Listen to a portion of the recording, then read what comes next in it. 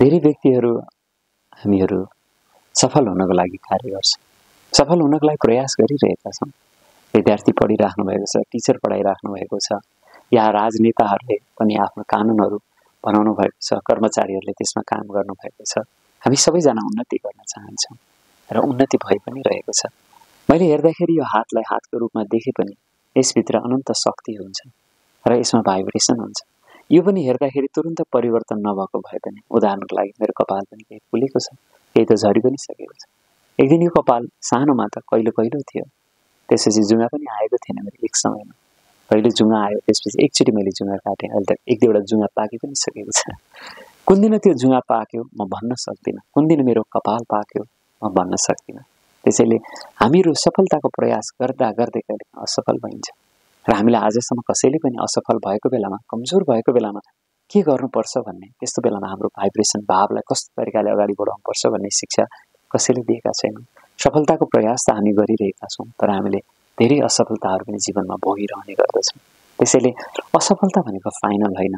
असफलताको बेलामा हामीले सफल हुनको लागि प्रयास गर्नुपर्छ र यो पनि जसरी सुख पनि र दुःख पनि बितेर जान्छ भने जस्तै असफलता पनि लामो समय रहँदैन र प्रयास गर्ने मान्छेहरूले असफलतालाई सफलताकै रूपमा लिएका छन्। भनिन्छ असफलता नै सफलताको सिँढी हो।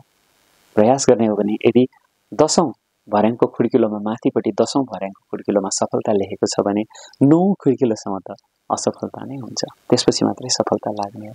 त्यसैले सफलताका यी 10वटा खुड्किलोहरूमध्ये धेरै व्यक्तिहरूले सुरुमै सफलता होला नहोला भनेर विचार गर्नुहुन्छ, त्यस्तो व्यक्तिहरूको सफलता हुन गाह्रो हुन्छ।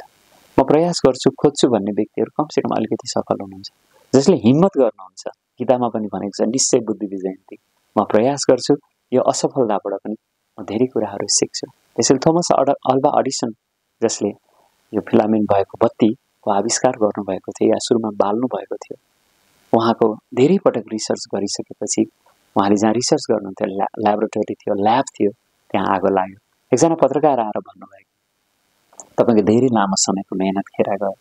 उहाँले भन्नुभयो मान्छेलाई केही पनि भएको छैन, मैले असफल भएका कुराहरूमा आगो भगवानले थाहा पारै लगाइदिनु भएको हो।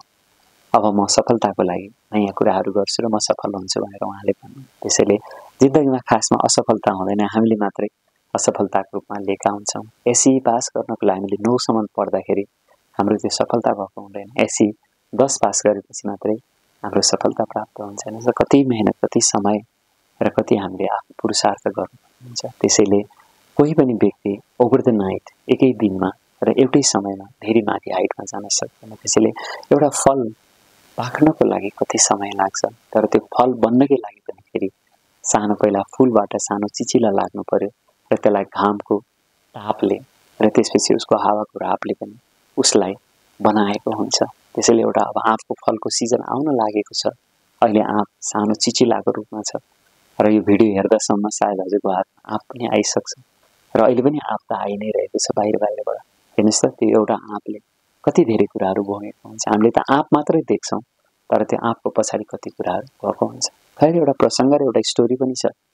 एकजना 80 वर्ष भएको बुवाले आँपको बिरुवाहरू रोपिराख्नु भएको थियो अनि सानो 14 वर्षको एकजना टिनेजको बाबुले सोध्नुभयो, बुवा किन तपाईँ त अब 80 वर्षको भइसक्नुभयो, यो आँप फल्दाखेरि तपाईँले खान पाउनुहुन्छ त भन्दाखेरि त्यो बुवाले भन्नुभयो, अनि मैले आजसम्म जति आँपहरू खाएँ, फलहरू खाएँ, अरूले नै रोपेको फलहरू खाएर म बाँचेँ। मलाई भर्खर अहिले याद भयो कि म त जिन्दगीमा अरूले रोपेको, अरूले सहयोग गरेको कुराहरू खाइरहेको छु, बाँचिरहेको छु। कमसेकम म पनि यी बिरुवाहरू केही लगाउँ ताकि म गइसकेपछि मैले रोपेको पनि अरूले खाउन्, म चाहिँ अरूलाई पनि सहयोग गर्दैछु। म अहिलेसम्म असफल भएको कुरा पनि मलाई थाहा भएन र अब म सफल भएर जान चाहन्छु भनेर बुवाले भन्नुभयो। अर्को एउटा प्रसङ्गमा पनि एकजना 90 वर्षको बुवाले चाइनिज भाषा सिक्दै हुनुहुन्थ्यो। आफन्त बसेर केही चित्रहरू कोर्दै हुनुहुन्थ्यो र 22 वर्षको युवाले सोध्नुभयो, बुवा के गर्दै हुनुहुन्छ? उहाँले भन्नुभयो, चाइनामा मेरा साथीहरू छन्, म केही कुराहरू सिक्दैछु, चाइनिज लेटरहरू, अक्षरहरू सिक्दैछु म, र मेरो चाइनिज साथीलाई म चाइनिज भाषामा पत्र लेख्न चाहन्छु र उहाँलाई इमेल पठाउन चाहन्छु, फेसबुकमा मेसेज पठाउन चाहन्छु।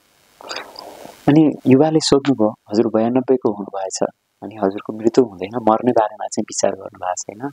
बुवाले भन्नुभयो, मैले मृत्युको बारेमा विचार गर्नु पर्दैन, मृत्यु आफै आउँछ र म उसलाई स्वीकार गर्नेछु, तर मृत्यु नभएसम्म त म म त फ्री छु म काम गर्नको लागि।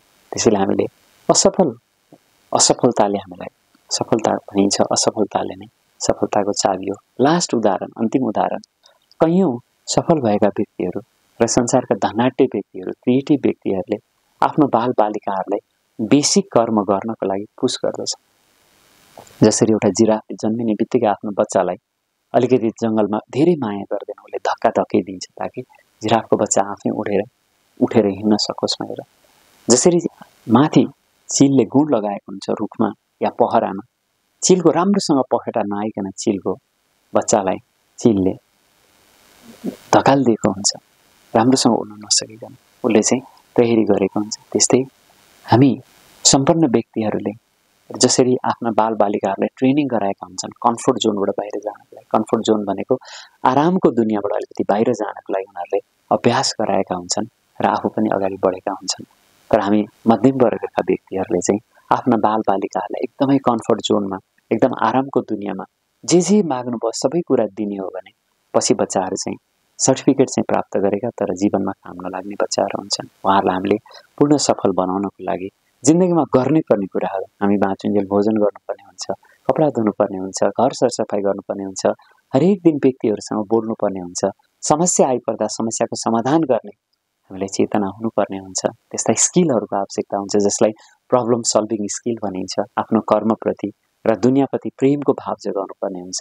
यी कुराहरू हामीले बच्चालाई पढाइ सँगसँगै, अहिले हाम्रोमा नैतिक शिक्षा छैन, भ्यालु एजुकेसनहरूको कुराहरू छैन, तर हामीले बच्चाहरूलाई यो पनि पढाउनुपर्छ। साथसाथमा हामी अभिभावकहरूले पनि पढ्नुपर्छ। यसो गऱ्यौँ भने आफू पनि ठिक भइसकेपछि त दुनियाँ ठिक हुन्छ, आफू बिरामी भएपछि दुनियाँ बिरामी हुन्छ र आफू मरेको दिन के हुन्छ हजुरले भन्न खोज्नुभएको हो दुनियाँ मर्छ भनेर, कुरा त्यही नै हो।